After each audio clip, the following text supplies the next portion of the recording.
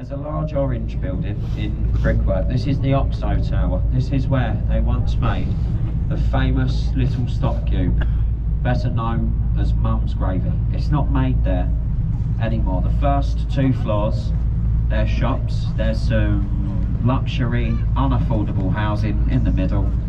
And at the top, there's a very expensive restaurant by the name of Harvey Nichols.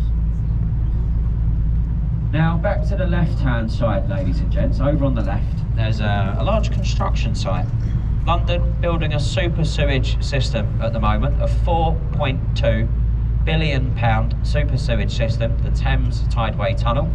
But behind the construction site, there's a little orange building that looks like a church. So this is Zion College and Library. It is home to the Anglican clergy. In that building, you will find the first edition English printed Bible on William Caxton's steam press. Now, the next bridge, this is the Blackfriars Road Bridge. If you look at the buttresses of the bridge, the 3 to the left, the one on the right, they have these things that resemble church pulpits. Now, they was placed here under the express wish of Queen Victoria to commemorate a Dominican monastery which stood to the left-hand side back in the days. The monks, they wore habits of black, hence the name Blackfriars. But there's 3 bridges here, 3 bridges. Nowhere on this river will you find 3 bridges this close together.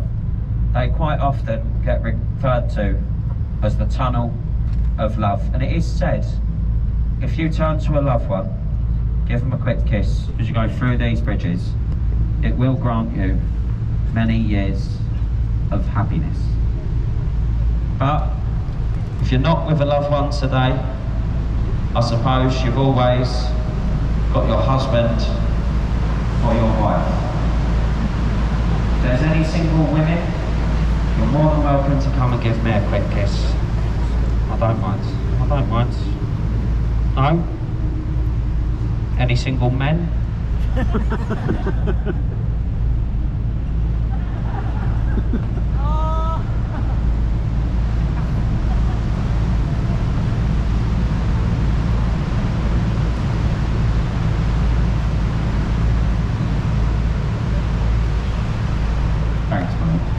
Over to the left-hand side, dominating the skyline, you've got the magnificent dome of St Paul's Cathedral. So Christopher Wren's masterpiece. Completed in 1710. It took 35 years to be built. It's the second largest unsupported cathedral dome in the world, only second to St Peter's in the Vatican City.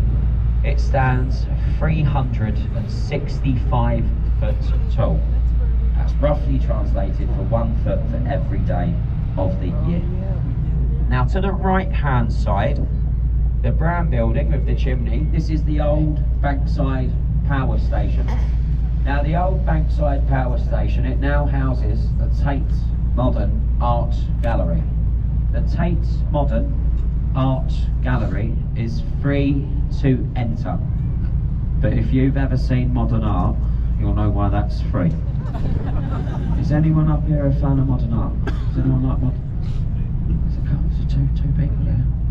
I'm sorry, I do knock that building, I do knock it, but up until COVID, it was one of the top 5 most visited museums in the world.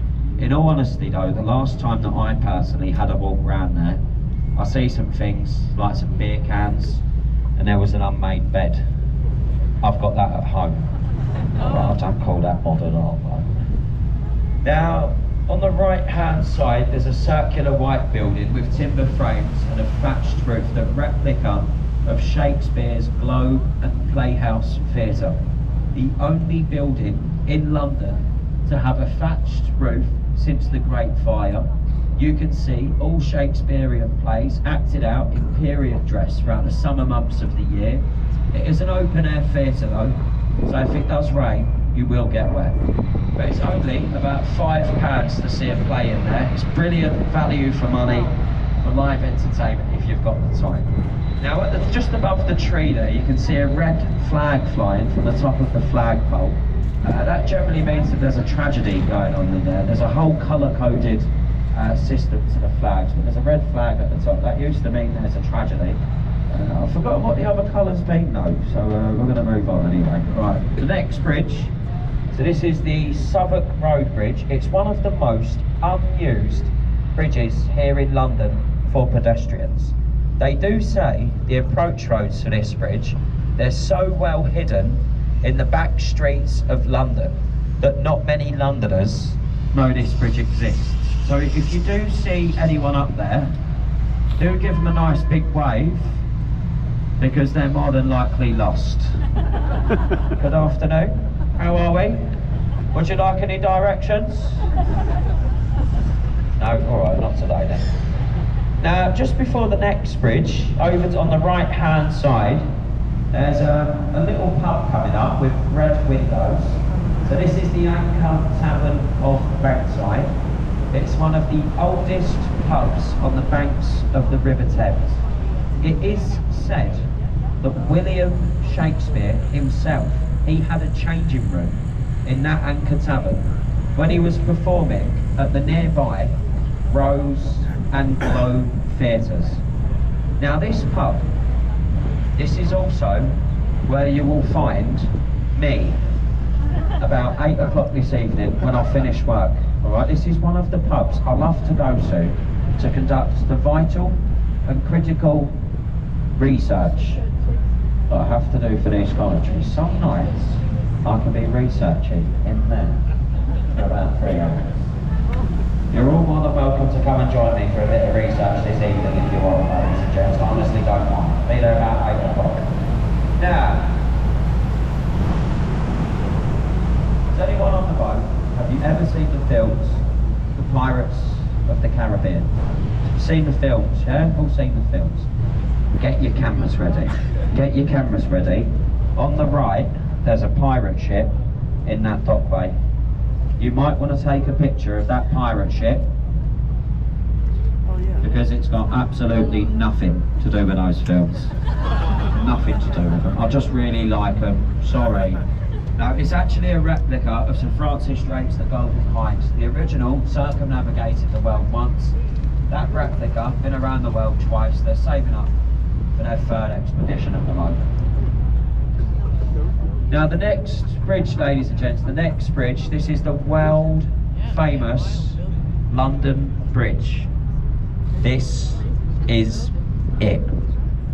London Bridge. If you don't believe me, just have a look to the left hand side of the bridge and they've wrote the name on it. This is London Bridge. There has been a London Bridge on this site since the Roman era. It is actually the 5th London Bridge to span the river at this point.